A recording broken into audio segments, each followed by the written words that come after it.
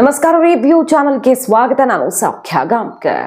ದೇಶವ್ಯಾಪಿ ವಕ್ಫ್ ಕಿಡಿ ಹೊತ್ತುಕೊಂಡಿರೋ ಹೊತ್ತಲ್ಲಿ ಜಾಯಿಂಟ್ ಪಾರ್ಲಿಮೆಂಟರಿ ಕಮಿಟಿ ಈಗ ಮೂಲೆ ಮೂಲೆಯಿಂದ ಇಂತಹ ವಿಚಾರಗಳನ್ನ ಹೆಕ್ಕಿ ತೆಗಿತಿರೋ ಹೊತ್ತಲ್ಲಿ ಈಗ ಕರ್ನಾಟಕದಲ್ಲಿ ವಕ್ಫ್ ಸೀಕ್ರೆಟ್ ಒಂದು ಬ್ಲಾಸ್ಟ್ ಆಗಿದೆ. ಏನಿದು ಹಾಗಾದ್ರೆ ಆಡಿಯೋ ಬಾಂಬ್? ಅಸಲಿಗೆ ಲೋಕಾಯುಕ್ತ ತನಿಖೆಯಲ್ಲಿ ಬಯಲಾಗಿದ್ದ ವಿಚಾರಗಳನ್ನ ದೃಢಪಡಿಸ್ತಾ ಇದೆಯಾ ಈ ಒಂದು ಬೆಳವಣಿಗೆ? ಮಾಹಿತಿ ಮುಂದೆ ಇಡ್ತಾ ಹೋಗ್ತೀವಿ. ಮಿಸ್ ಮಾಡ್ತಾರೆ ನಮ್ಮ ಚಾನಲ್ನ ಸಬ್ಸ್ಕ್ರೈಬ್ ಮಾಡಿ, ನಿಮ್ಮ ಅಭಿಪ್ರಾಯ ಕಮೆಂಟ್ ಮಾಡಿ ತಿಳಿಸಿ. ಎಸ್ ವೀಕ್ಷಕರೇ, ಇತ್ತೀಚೆಗಷ್ಟೇ ನಾವು ರಿಪೋರ್ಟ್ ಮಾಡಿದ್ವಿ, ಉಪಲೋಕಾಯುಕ್ತ ವರದಿಯಲ್ಲಿ ವಕ್ಫ್ ಬೋರ್ಡ್ ಕೆಲವು ಕಡೆ ಜಿಲ್ಲಾ ಮಟ್ಟದಲ್ಲಿ ಯಾವ್ಯಾವ ರೀತಿ ಮೋಸ ಅಕ್ರಮಗಳು ನಡೆದಿರೋದು ಬಟಾ ಬಯಲಾಗಿದೆ ಅಂತ ಲೋಕಾಯುಕ್ತ ರಿಪೋರ್ಟ್, ಉಪಲೋಕಾಯುಕ್ತರ ತನಿಖೆಯಲ್ಲಿ ಅಂಶ ದಾಖಲಾಗಿದೆ ಅನ್ನೋದನ್ನೇ ಮುಂದೆ ಇಟ್ಟಿದ್ವಿ. ಮರೆಮಾಚ್ತಿದ್ದಾರೆ, ದಾಖಲೆಗಳನ್ನ ಕೇಳಿದ್ರು ಕೊಡದೆ ಯಾವ ರೀತಿ ಮರೆಮಾಚ್ತಿದ್ದಾರೆ. ಸೊ ವಕ್ಫ್ ಬೋರ್ಡ್ ಆಸ್ತಿ ಒತ್ತುವರಿ ಆಗಿದೆ ಅಂತ ರೈತರ ಮೇಲೆ ಮುಗಿ ಬೀಳ್ತಿರೋರು ಅಸಲಿಗೆ ಸಮುದಾಯಕ್ಕೆ ಇದು ಸಿಗಬೇಕು ಅಂತಲ್ಲ, ಕೆಲವರ ಪಾಲಾಗ್ಲಿ ಅಂತ, ಕೆಲವು ದೊಡ್ಡವರ ಪಾಲಿಗೆ ಆ ಆಸ್ತಿಗಳು ದಕ್ಕೋ ರೀತಿಯಲ್ಲಿ ವಕ್ಫ್ ಬೋರ್ಡ್ನ ಆಯಕಟ್ಟಿನ ಜಾಗದಲ್ಲಿರೋರು ವರ್ತಿಸ್ತಿದ್ದಾರೆ. ಸೊ ಸಮುದಾಯದ ಮೇಲೆ ಕಾಳಜಿ ಅಲ್ಲ, ಇದು ಆಸ್ತಿ ಮೇಲೆ ಕಾಳಜಿ ಮತ್ತು ದೊಡ್ಡವರಿಗೆ ಮಾತ್ರ ಇದು ಇರೋದು ಅನ್ನೋದನ್ನ ಉಪಲೋಕಾಯುಕ್ತರ ರಿಪೋರ್ಟೇ ಬಟಾ ಬಯಲು ಮಾಡಿತ್ತು. ಅದರ ಬೆನ್ನಲ್ಲೇ ನೋಡಿ ಈಗ ಒಂದು ಸುದ್ದಿ, ಒಂದು ಆಡಿಯೋ ವಿಡಿಯೋ ಎಲ್ಲ ಸಿಡಿದಿರೋದು. ಜಮೀರ್ ಅಹಮದ್ ಖಾನ್ ಇದ್ರ ಬಗ್ಗೆ ಓಪನ್ ಆಗಿ ಸ್ಪಷ್ಟನೆಯನ್ನ ಕೊಡ್ತಾರ, ದಾಖಲೆಯನ್ನ ರಿಲೀಸ್ ಮಾಡ್ತಾರ. ಇದಿರೋದು ಈಗ ಕುತೂಹಲ. ಯಾಕಂದ್ರೆ ಇದು ಆರೋಪ.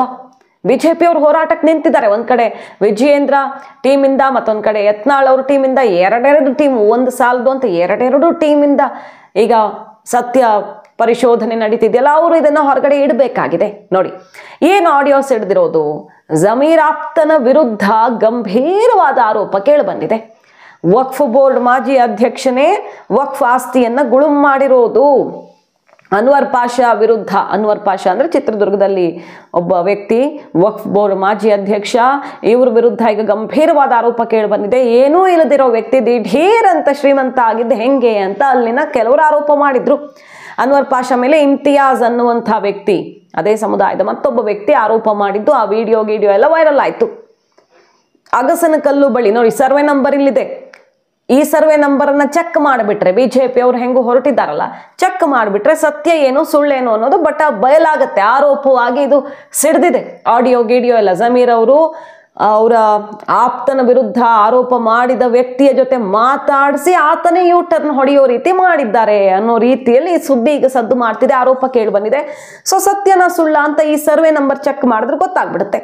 ಅಗಸನ ಕಲ್ಲಿನ ಬಳಿ ಸರ್ವೆ ನಂಬರ್ 24ರಲ್ಲಿನ ಕಬರಸ್ತಾನ್ ಜಾಗ, 6 ಎಕರೆ ಕಬರಸ್ತಾನ್ ಜಾಗ ಒತ್ತುವರಿ ಮಾಡ್ಕೊಂಡಿರೋ ಆರೋಪ ಯಾರ ಮೇಲಿದೆ?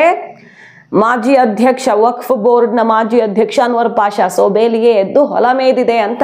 ಇದೇನು ಮೊದಲ ಆರೋಪ ಅಲ್ಲ. ಬೇಕಾದಷ್ಟು ಜನ ರಾಜಕಾರಣಿಗಳ ವಿರುದ್ಧ ದೊಡ್ಡವ್ರ ಹೆಸರೇ ಬಂದಿದೆಯಲ್ವಾ. ಅನ್ವರ್ ಮಾಣಿಪ್ಪಾಡಿ ರಿಪೋರ್ಟ್ ಪ್ರೆಸೆಂಟೇಷನ್ ಅಲ್ಲಿ ಜಾಯಿಂಟ್ ಪಾರ್ಲಿಮೆಂಟರಿ ಕಮಿಟಿ ಒಂದು ಮೀಟಿಂಗ್ ಅಲ್ಲೇನೆ ಎದ್ದು ಹೊರಗೆದ್ದು ನಡೆದಿದ್ದು ನಮಗ್ ಗೊತ್ತು. ಖರ್ಗೆ ಅವ್ರ ಹೆಸರೆಲ್ಲ ಬಂತು, ಅವ್ರ ವಿರುದ್ಧ ಆರೋಪ ಕೇಳಿ ಬರ್ತಿದ್ದ ಹಾಗೆ ಸಿಡ್ದೆದ್ದು ಆ ಮೀಟಿಂಗ್ ಬಹಿಷ್ಕರಿಸಿ ಬಂದಿದ್ದೆಲ್ಲ ಆಗಿತ್ತಲ್ವಾ. ದೊಡ್ಡವ್ರ ವಿರುದ್ಧನೇ, ನಮ್ಮ ರಾಜ್ಯದ ರಾಜಕಾರಣಿಗಳ ವಿರುದ್ಧವೇ ಇದೆ. ಇಲ್ಲಿ ಮಾಜಿ ಅಧ್ಯಕ್ಷ ವಕ್ಫ್ ಬೋರ್ಡ್ ಕಾಯೋದಕ್ಕೆ ಕೂರಿಸಿದ್ರೆ ಪಾಪ ಆತನೇ ನುಂಗಿದ್ದಾನೆ ಅನ್ನುವ ಆರೋಪ ಕೇಳಿ ಬಂತು. ಯಾರ ಮೇಲೆ? ಇಮ್ತಿಯಾಜ್ ಆರೋಪ ಮಾಡಿದ್ದು ಅನ್ವರ್ ಪಾಷಾ ಮೇಲೆ. 6 ಎಕರೆ, 1-2 ಎಕರೆ ಅಲ್ಲ, 6 ಎಕರೆ ಜಾಗ ಒತ್ತುವರಿ ಆಗಿದೆ ಅಂತ ಆರೋಪ. ಬೀಡಿ ಸೇದ್ಕೊಂಡು ತಿರುಗಾಡ್ತಿದ್ದ ವ್ಯಕ್ತಿ ಇದ್ದಕ್ಕಿದ್ದಂಗೆ ಬಂಗಲೆ, ಕಾಲೇಜೆಲ್ಲ ಕಟ್ಟಿಸ್ಕೊಂಡು ಕಾರಲ್ಲಿ ಓಡಾಡ್ತಾನೆ ಅಂದ್ರೆ ದುಡ್ಡು ಎಲ್ಲಿಂದ ಬಂತು?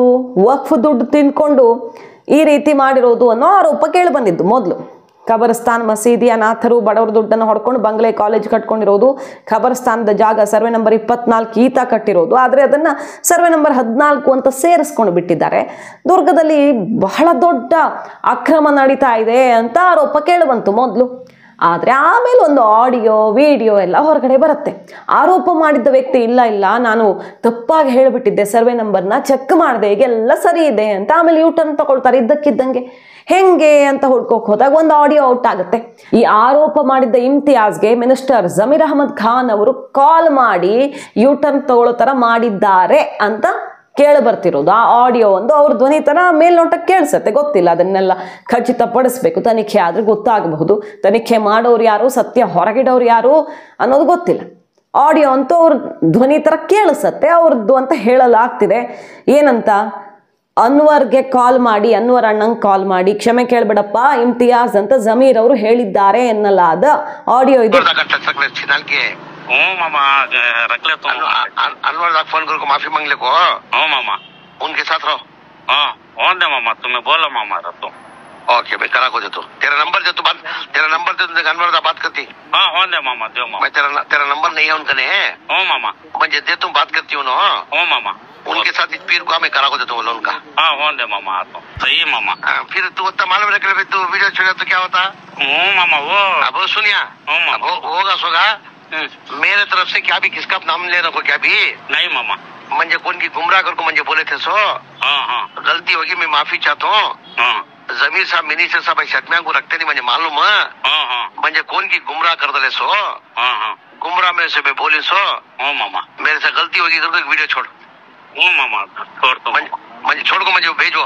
हाँ मामा अच्छा छोड़ना, अच्छा वीडियो छोड़ना, ये कैसा छोड़े उससे अच्छा छोड़ना। हाँ मामा छोड़ तो मामा। ಆಗ್ಲಿ ಮಾಮ, ನೀವು ಹೇಳಿದ್ಮೇಲೆ ಕೇಳದೇ ಇರ್ತೀನಾ ಅಂತ ಈ ಕಡೆ ಉತ್ತರ.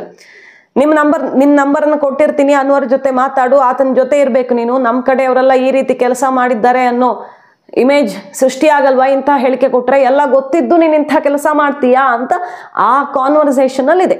ನಿನ್ನ ನಂಬರ್ ಇಲ್ಲ ಆತನ ಹತ್ರ, ನಾನು ಕೊಡ್ತೀನಿ, ಮಾತಾಡು, ಸೋಮವಾರ ಬಾ, ನಿಂದೆಲ್ಲ ಲೋನ್ ಗೀನೆಲ್ಲ ಕ್ಲಿಯರ್ ಮಾಡ್ಕೊಡ್ತೀನಪ್ಪ. ಇಮ್ತಿಯಾಜ್ ಆಯ್ತು ಮಾಮ, ಜಮೀರ್ ಅವರದ್ದು ಅಂತ ಹೇಳಲಾಗ್ತಿರೋದು.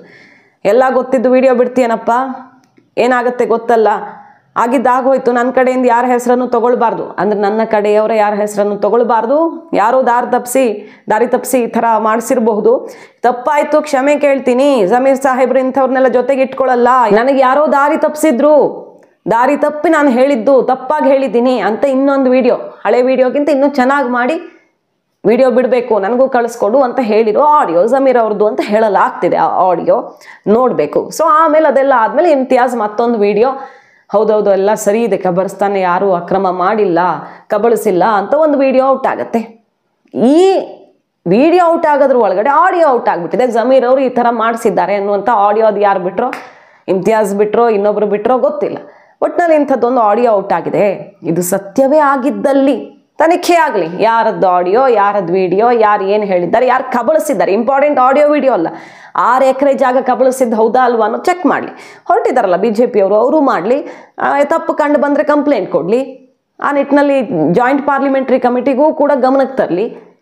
ಎಲ್ಲ ಮಾಹಿತಿ ಕಲೆ ಹಾಕ್ತಿದೆ ಜಾಯಿಂಟ್ ಪಾರ್ಲಿಮೆಂಟ್ರಿ ಕಮಿಟಿ. ಹೇಗೂ ಲೆಹರ್ ಸಿಂಗ್ ಅವರು ಈ ಉಪಲೋಕಾಯುಕ್ತ ವರದಿ ಎಲ್ಲ ಮಿಸ್ಸೇ ಆಗಿಬಿಟ್ಟಿದೆಯಂತೆ, ಅದರ ಬಗ್ಗೆ ಎಲ್ಲ ಕಂಪ್ಲೇಂಟ್ ಕೊಟ್ಟಿದ್ದಾರೆ ಜಾಯಿಂಟ್ ಪಾರ್ಲಿಮೆಂಟರಿ ಕಮಿಟಿಗೆ. ಸೊ ರಾಜ್ಯದ ಈ ವಕ್ಫ್ ಆಸ್ತಿ ಬಗ್ಗೆ ಸಿಕ್ಕಾಪಟ್ಟೆ ಗೋಲ್ಮಾಲ್ ನಡೀತಿದೆ, ಇರೋ ದಾಖಲೆಗಳನ್ನೇ ಎಗರಿಸೋ ಪ್ರಯತ್ನ ಆಗ್ತಿದೆ ಅನ್ನೋ ಆರೋಪ ಎಲ್ಲ ಕೇಳಿ ಬರ್ತಿದೆ.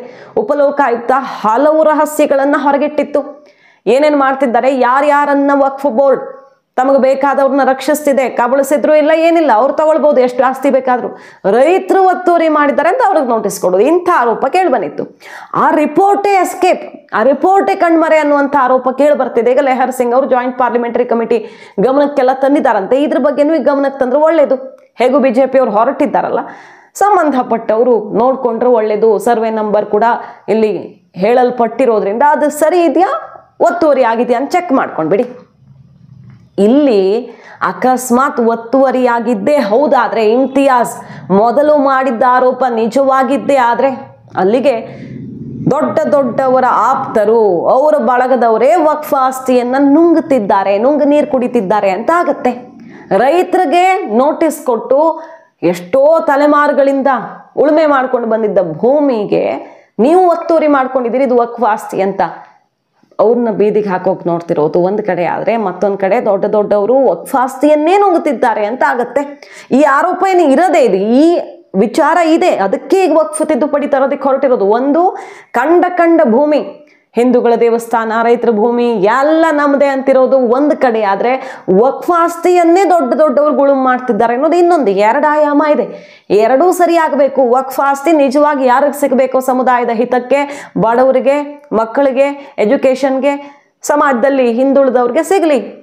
ಆ ರೀತಿನೂ ಯೂಸ್ ಆಗ್ತಿಲ್ಲ, ಕಬಳಿಸಿ ಉಳ್ಳವರ ಜೇಬಿಗೆ ಸುರಿಯಲಾಗ್ತಿದೆ ಅನ್ನುವ ಆರೋಪ ಅಲ್ವಾ ಇರೋದು. ಅದನ್ನು ಸರಿ ಮಾಡುವಂತಹ ಅತಿ ದೊಡ್ಡ ಸವಾಲನ್ನು ಕೂಡ ಈಗ ಎದುರಿಸ್ತಾ ಇದೆ ಸರ್ಕಾರ, ತಿದ್ದುಪಡಿ ಮಾಡೋದಕ್ಕೆ ಹೊರಟಿರೋದು. ಹಾಗಾಗಿ ದೊಡ್ಡ ವಿರೋಧ. OIC ವಿರುದ್ಧವೇ ಸಾವಿರಾರು ಎಕರೆ ಆರೋಪ ಇದೆ, ವಕ್ಫ್ ಆಸ್ತಿ ನುಂಗಿದ್ದಾರೆ ಅಂತ ಸಾವಿರಾರು ಎಕರೆ ಗುಳುಂ ಮಾಡಿರೋ ಆರೋಪ ಇದೆ. ಅವರೇ ಹೇಳಿದ್ರಲ್ಲ OIC, ನೀವು UPಲೇ ಲಕ್ಷ ಲಕ್ಷ ಎಕರೆಗೆ ಡಾಕ್ಯುಮೆಂಟ್ಸೇ ಇಲ್ಲ, ಅದೆಲ್ಲ ಸರ್ಕಾರ ತಗೊಂಡ್ಬಿಟ್ರೆ ನಾವು ಒಪ್ಕೊಳಕ್ಕಾಗತ್ತಾ ಅಂತ ಕೇಳಿದ್ರು. ಸೊ ದಾಖಲೆಗಳಿಲ್ಲದಂಥ ಆಸ್ತಿಗಳಿವೆ. ಸೊ 2 ಆಯಾಮದಲ್ಲಿ ವಕ್ಫ್ ಸರಿ ಮಾಡಬೇಕಾಗಿದೆ. ಈಗ ತಿದ್ದುಪಡಿ ಮಾಡುವಂಥ ದೊಡ್ಡ ಹೆಜ್ಜೆ ಇಡೋದಿಕ್ಕೆ ಹೊರಟಿರುವ ಮೋದಿ ಸರ್ಕಾರ. ಮೊನ್ನೆ ಅಷ್ಟೇ ಓಪನ್ ಆಗಿ ಗುಡುಗಿದ್ರು ಮೋದಿ. ಏನು ಸಂವಿಧಾನದಲ್ಲಿಯೇ ಇಲ್ಲದನ್ನ ದೇಶದಲ್ಲಿ ನಡೆಸೋದಕ್ಕೆ ಬಿಡಬೇಕಾ? ನಿಮ್ಮ ವೋಟ್ ಬ್ಯಾಂಕ್ಗಾಗಿ ಓಲೈಕೆಗಾಗಿ ಮಾಡ್ಕೊಂಡಿದ್ದನ್ನು ನಾವು ಮುಂದುವರ್ಸೋಕೆ ಸಾಧ್ಯ ಇಲ್ಲ, ಸಂವಿಧಾನದಲ್ಲಿ ಏನಿದೆಯೋ ಅದು ಮಾತ್ರ ನಡೆಯುತ್ತೆ ನಮ್ಮ ದೇಶದಲ್ಲಿ ಅಂತ ಕಟು ಎಚ್ಚರಿಕೆಯನ್ನು ಕೊಟ್ಟಿದ್ದು ನೋಡಿದ್ವಿ. ಈಗ ಜಾಯಿಂಟ್ ಪಾರ್ಲಿಮೆಂಟರಿ ಕಮಿಟಿ ಅವಧಿ ವಿಸ್ತರಣೆಯಾಗಿದೆ, ಮತ್ತಷ್ಟು ಅಧ್ಯಯನ ಆಗ್ತಿದೆ, ಎಲ್ಲ ಸರಿ. ಆದರೆ ಈ ರೀತಿ ಇಂಚಿಂಚು ಜಾಗದ ಮೇಲೂ ಕೂಡ ಗಮನ ಹರಿಸಬೇಕಾಗಿದೆ ಜಾಯಿಂಟ್ ಪಾರ್ಲಿಮೆಂಟರಿ ಕಮಿಟಿ, ಏನೇನಾಗ್ತಿದೆ ದೇಶದಲ್ಲಿ ಅಂತ. ಈಗ ಒಂದು ಎಕ್ಸಾಂಪಲ್, ಆಡಿಯೋ ವಿಡಿಯೋ ಸ್ಫೋಟ ಆಗಿ ಚರ್ಚೆಗೆ ಗ್ರಾಸವಾಗಿದೆ. ಇದರ ಬಗ್ಗೆ ಅಧ್ಯಯನ ಮಾಡಿದರೆ ಸತ್ಯ ಹೊರಗಡೆ ಬರಬಹುದು. ಮಾಹಿತಿ ನಿಮ್ಗೆ ಇಷ್ಟ ಆಗಿದ್ರೆ ಮಿಸ್ ಮಾಡದೆ ನಮ್ಮ ಚಾನಲ್ನ ಸಬ್ಸ್ಕ್ರೈಬ್ ಮಾಡಿ, ನಿಮ್ಮ ಅಭಿಪ್ರಾಯ ಕಮೆಂಟ್ ಮಾಡಿ ತಿಳಿಸಿ. Thank you.